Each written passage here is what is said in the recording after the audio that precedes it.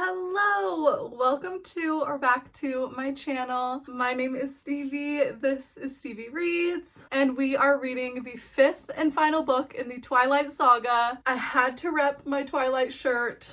I just cut the neck of it because I've been seeing all the Pinterest girlies cutting the neck of their oversized t-shirts. Let me know if it's cute or I hate it. I think I fucked it up right here, but it's fine. I noticed that since I bought this shirt, it wasn't one that I was like reaching for or gravitating in my closet, and I just wanted to do something that would make me want to wear it more. So I cut the neck off and I also cut the bottom of the shirt too, so it's a little more cropped. But anyway, already off on a side tangent. We are picking up Midnight Sun. Oh, getting to say those words. Like, I remember having a ball reading this the first time. And if you don't know, because I just assume that everybody knows what the entire Twilight saga consists of because I live and breathe it, but this book came out many years after the original 4 books. I think 10 years after, like it was quite some time, but it was published in 2020, I think September 2020. Oh, August. So really close. Currently for me, it is August 2025. So it has been 5 years, and I probably wouldn't have done a reread so soon if I hadn't just read all of the Twilight books. I'm too lazy to grab them, but they're right fucking there. Over the past 4 months, I've just read a book a month. I don't know why this has just been the year of rereading YA books for me. I started off with The Cruel Prince. The second book in that series was literally the first book I completed this year, was The Wicked King. And I finally continued on, read the duology that comes after it. I wanted to reread Twilight. We're in the final video, and then sneak peek for the next ones that are coming out. I am tackling the Hunger Games once again. I've never read the prequels, so in September I'm going to be picking up the Ballad of Songbirds and Snakes. I don't know if that video will come out in September, maybe October, but it has been so much fun to just revisit my favorite stories, my favorite characters. I know this one was so fun because Edward has the superpower of getting to read everybody's minds, so not only is this story very Edward focused, which my man, but he's also nosy as hell, kind of just by default, and he gets to tell you what Alice was thinking in a certain scene or what Jasper was thinking, and it's so fun. I can't fucking wait. We're reading Midnight Sun, y'all, and this book is bigger than the other ones.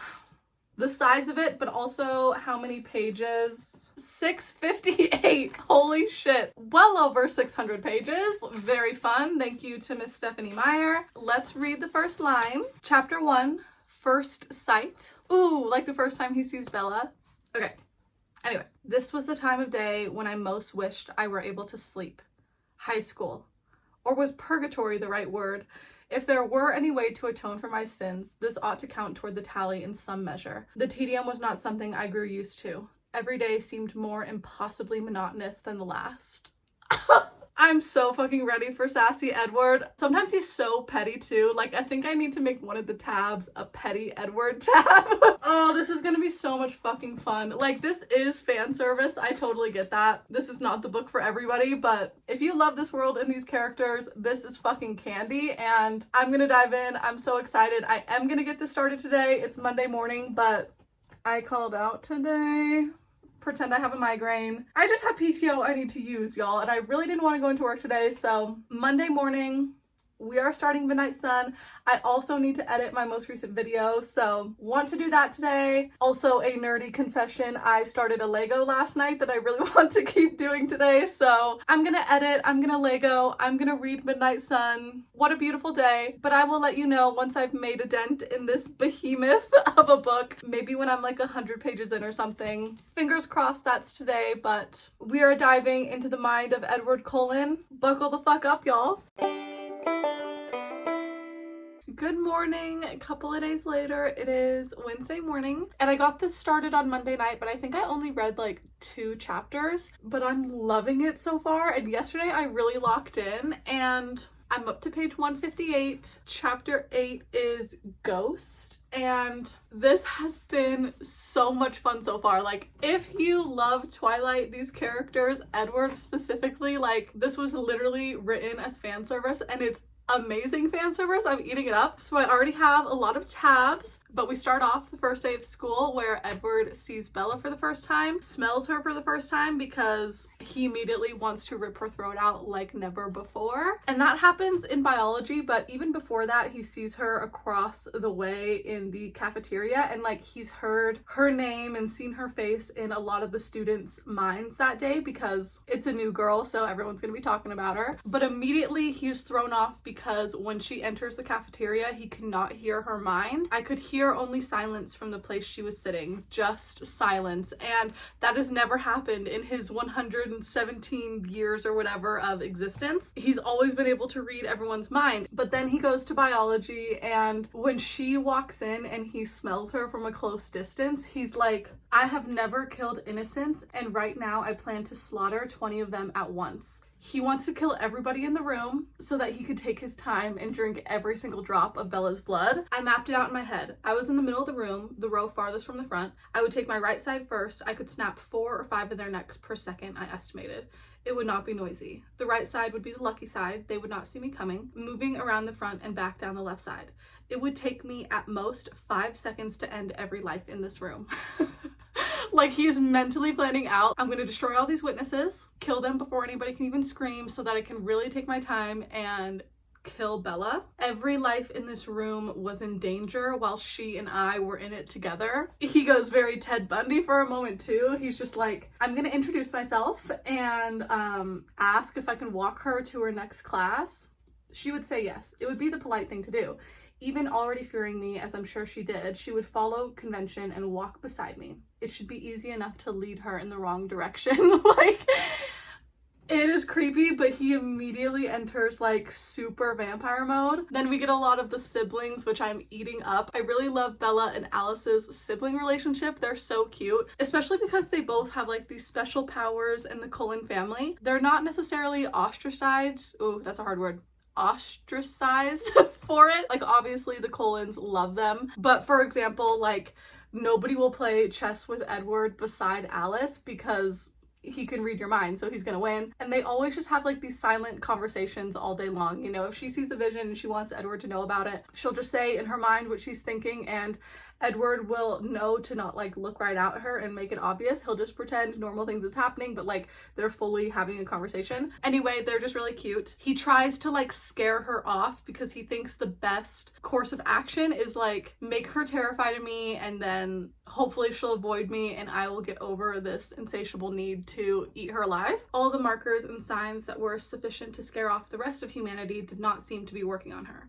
Why did she not cringe away from me in terror? And he falls in love in 0.2 seconds. It also is exacerbated by the fact that Alice is like, okay, you're either gonna kill her or you're gonna love her forever and eventually turn her into a vampire. Like, those are literally the two options, and he knows that on day 1. Within 20 minutes of like seeing her, Alice is like, oh yeah, you're gonna kill her or marry her. So on page 54, she literally is like, I think something is changing. Your life seems to be at a crossroads. And he's just thinking in his head, he's like, it was embarrassing how my world suddenly seemed to be empty of everything but her. Then she almost gets smushed by a truck in the parking lot and he saves her. Honestly, this part was whatever. Like, we get to see his side and how he was struggling with like not being able to tell her the truth, but he knows that it is to protect her safety, so he's just like gaslighting her. And you can see in his perspective, he's like, I hate lying to her, but she can't know who I am. I couldn't tell her the truth if I wanted to, and I didn't want to.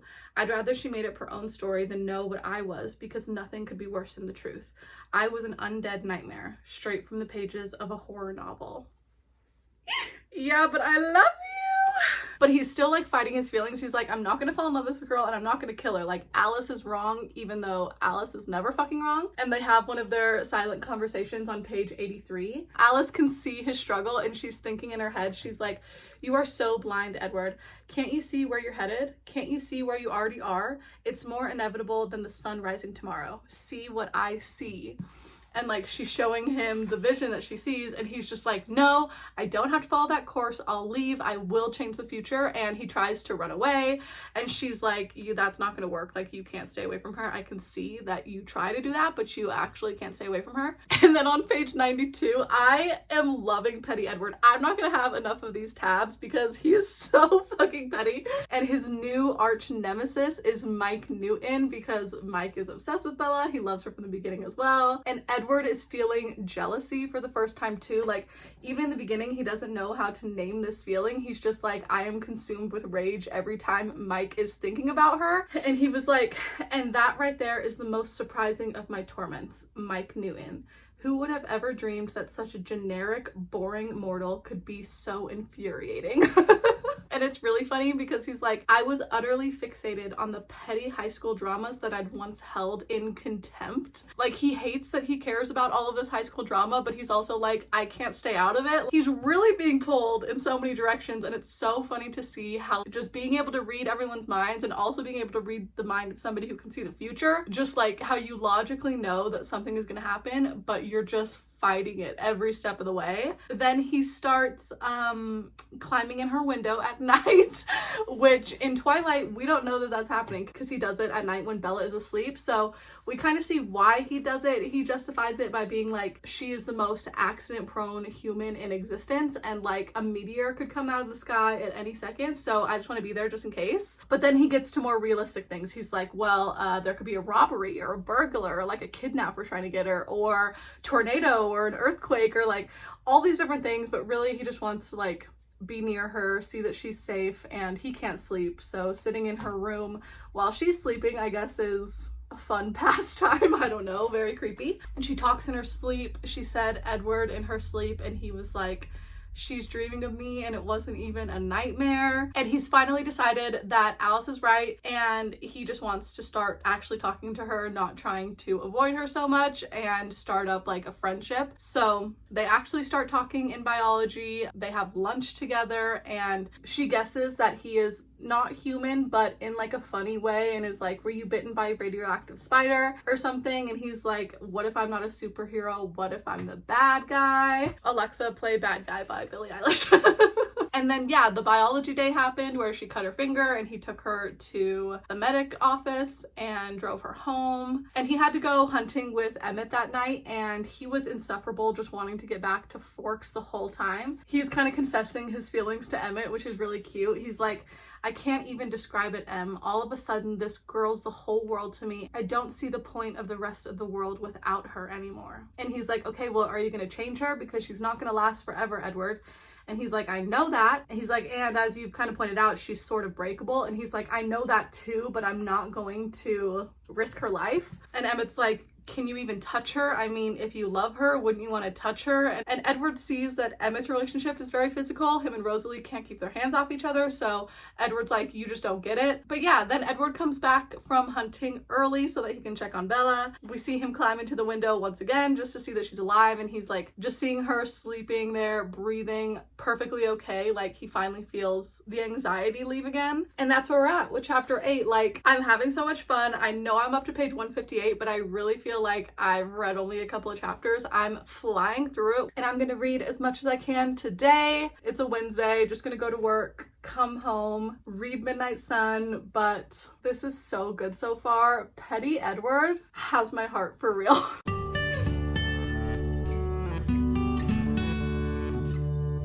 Couple of days later, it is Friday morning, and it's really gloomy today. I did check the weather, and it says it's gonna be 91 degrees, but I still put on this little number because it's so gloomy. I'm just like delusional that it might be rainy and cold. Probably because I've been reading about Forks, Washington all week long, but I am officially halfway through this book, up to page 342, and I really don't need to go over the plot. Like, it is the same as Twilight. But I will say something that I am loving about this book is the fact that there is no world building, and I guess that's kind of the pull towards fan fiction or fan servicey books like this one. Absolutely zero world building, zero character building. Like, you are supposed to go into this book already having read 4 from the series and like probably watched all the movies, and I feel like because of that we really get to do a deep dive into these characters. And also because we are in Edward's head, like I feel like I'm learning so much more about Emmett and Alice and Carlisle especially. And it's also kind of like a behind the scenes of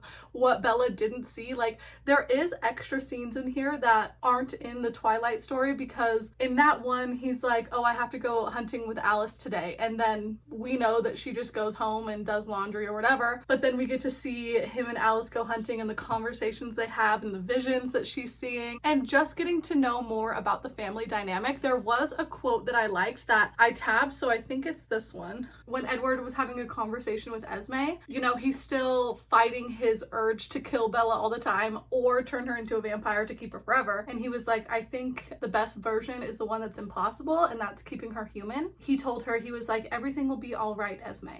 It was so easy for me to lie to her.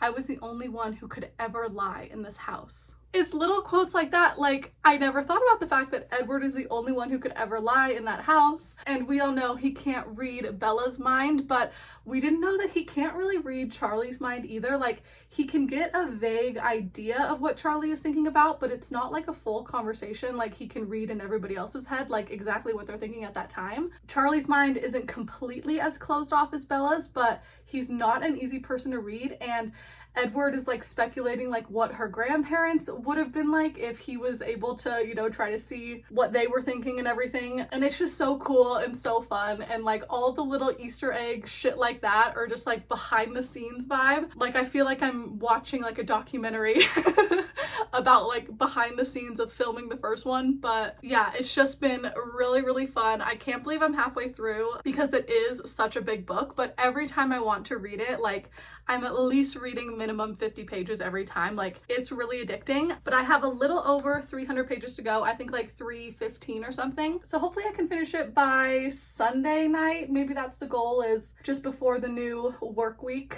But also this weekend I do need to go meet my new nephew. He was born last Saturday, so he is only 6 days old, but I need to go get a baby snuggle and go meet him. So I need to text my sister-in-law today, I think when I'm at work, see if they're just home and hanging out, what the vibe is. But maybe after work I'll go do that today, get to read a little bit tonight, and then just really lock in Saturday and Sunday and read as much of this as I can. But I'm loving it. I knew I was gonna love it. Edward is my man, and being in his head is so entertaining. I have been having to use a lot of funny or petty Edward tabs. Like, he's way more hilarious in his mind than what he speaks out to everyone, because he has to keep a lot of stuff to himself. Like, even at the beginning of the story, Rosalie was thinking some really not nice things about Bella, comparing herself to her and all of this stuff. And even Emmett was like, what is going on with Rosalie? And Edward was like, you're gonna have to ask her, like, I'm not getting in between this. And he has to keep a lot of secrets because he knows that, like, he can't help it. He just can read everyone's minds and know everyone's secrets, but he also doesn't try to get in between relationships and stuff. But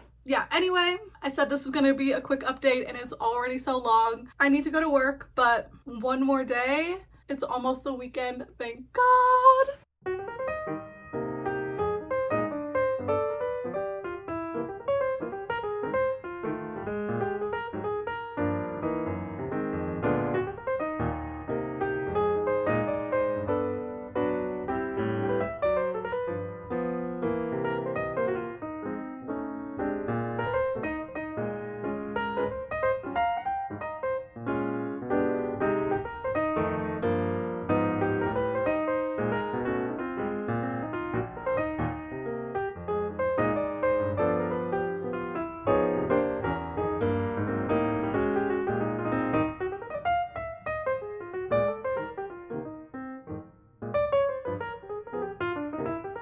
Good morning. It is Monday morning, and I really was planning on doing an update yesterday before I finished this book, but this weekend I feel like went by in a blink. You just barely saw the montage, so we'll go through it quickly. But Saturday morning I finished my Lego that I started last week, and it is so beautiful. Jordan hung it up on the wall and I'm just obsessed with it. But even better on Saturday is I got to meet my new nephew, Max. He was a week old when I met him on Saturday, and just the tiniest, cutest, snuggliest little baby. Oh my god, like that new baby smell goes crazy. So Saturday was just the funnest. I was over there for a couple of hours soaking up the baby love. And then yesterday on Sunday, I woke up with some pretty terrible cramps. I spent most of my day on the couch with the heating pad, and thankfully that gave me a lot of reading time and I was able to finish my book. And I sat on this rating for a long time. I obviously really enjoyed it, but I didn't know if it was a 4 or a 5 level. And with the Twilight books, all of my original ratings stayed the same. Other than the first book, Twilight, when I reread it, I changed it from a 4 to a 5. Really because of the nostalgia and how much I can just like fall into this world with, like I said earlier, no world building. But this one is so much fun because it's kind of like a behind the scenes, because especially in the first one, Bella is oblivious. She doesn't know shit about shit. And what I really liked about this book was the ending, because in Twilight we see Bella like go to the hotel room with Alice and Jasper, and then, you know, she eventually breaks away and goes to meet James on her own. But in here, we are with Edward, and he teamed up with Emmett and Carlisle, and they were like the hunting party. And we saw how they like tracked James for days and almost caught up to him a couple of times, and how James escaped. Like, they kept thinking he was going to dive into the water, because as soon as a vampire gets in the water, there's no way to track him, especially because they don't need to breathe. Like, if they go under in the Washington Ocean, what is right there, Pacific, like they could pop up in China. Like, it doesn't matter how long they're under there, and there's no way to track him. So they kept pushing him away from the water, but then they didn't know he had like a private airstrip, and he actually escaped by a little plane and, you know, flew away, and they couldn't find him. And then what happened after James bit her, like obviously the Cullens had to fake a cover up and like a whole cover story, but in Bella's POV, she's fucking sleeping for 4 days because her body needs the rest. So we see Edward agonizing for 4 days, and it makes you understand why in New Moon he immediately does the breakup and leaves. Like, he was really traumatized by the fact that Bella almost died. But because I love Alice so much, like just getting to see how she did the cover up and everything, like I already after my reread loved Alice and Charlie so much, but this book I feel like really opened up Emmett. Him and Edward's brotherly relationship is just so cute. But also, I am just a Greek mythology girl at heart. It is like my favorite. I always love a retelling, and this is a very loose retelling of Hades and Persephone, but there's so many beautiful quotes of Edward like comparing himself to the god of the underworld, trying to steal the goddess of spring, Persephone. Like, and I mean, he always thinks of himself as this monster, so that's an easy comparison, I guess. But just the way he talks about Bella, and like, oh, I love it, I love it, I love it. And it makes sense why we have a big old pomegranate on the cover. But yeah, I definitely annotated this to filth. Like, I really did the damn thing, but it was so fun. It took me a week, but it was a week of the best, funnest reading. And I can't believe my Twilight reread is done. What a journey we have been on the last 5 months. I think pacing it out like a book a month is the perfect way to reread a series like this. And it really just reiterated that Eclipse has always been and will always be the best Twilight book. Like, this is actually gold, and I don't know if I'll ever tackle the entire series again, especially New Moon. That book is pretty torturous, if I'm honest. But when I'm feeling the nostalgia and I want to reread in like 10 years or something again, I might pick up Eclipse for a good time. But we really did this. This is crazy.